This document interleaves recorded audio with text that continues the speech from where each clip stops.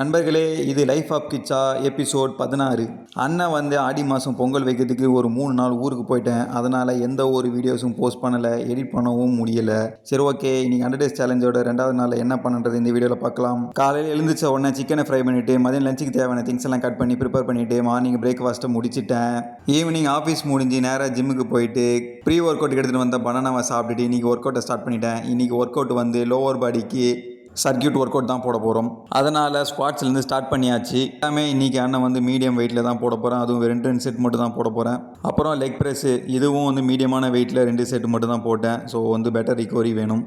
அதை முடிச்சுட்டு Romanian dead lift பண்ண அண்ணன் ரொம்ப நாளைக்கு அப்புறம் டெட் லிஃப்ட் பண்ணியிருக்கிறேன். கொஞ்சம் ஹார்டாக தான் இருந்துச்சு. இதெல்லாம் வந்து அடுத்த 100 டேஸ்க்கான முன்னாடி ப்ரிப்பரேஷன் மாதிரி. ஸோ அதனால் ப்ராப்பராக ப்ரிப்பேர் ஆகிறது ரொம்ப ரொம்ப முக்கியம். அடுத்து லெக் எக்ஸ்டென்ஷன் போட்டேன். நான் ஏன் 2 செட்டு மட்டும் போடுறேன்னா, அண்ணன் அடுத்த ஒரு 3 நாளைக்கு ஊரில் நிறைய ஒர்க் இருக்குது. அதனால் ரிகவரிக்கு ப்ராப்ளம் இல்லாமல் இருக்கணும். ஸோ அதனால தான் 2 செட்டு மீடியம் வெயிட்டில் போட்டிருக்கேன். அடுத்து வந்து ஸ்டாண்டிங் காஃப் ரைஸ் போட்டேன். இது எனக்கு ரொம்ப ஃபேவரெட். பாடி வெயிட்டோட சேர்த்து நான் ஆட் பண்ணுற எக்ஸ்ட்ரா வெயிட்ஸையுமே வந்து காஃப் மசில்ஸுக்கு கொடுக்கும். ஸோ அதனால் எனக்கு இந்த ஒர்க் அவுட் வந்து ரொம்ப ஃபேவரெட் ஃபார் காஃப் மசில். நீங்கள் கேட்கலாம், ஏன்டா வீட்டில் அவ்வளோ வேலை இருக்கும்போது 100 டேஸ் சேலஞ்ச் ஸ்டார்ட் பண்ணேன்னு சொல்லிட்டு.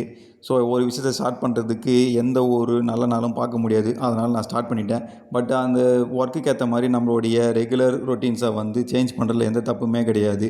லாஸ்ட்டாக எல்லா ஒர்க் அவுட்டை முடிச்சுட்டு ஜிம்லேயே அண்ணன் கொஞ்ச நேரம் உட்காந்து நல்லா ரிலாக்ஸ் பண்ணிட்டேன்.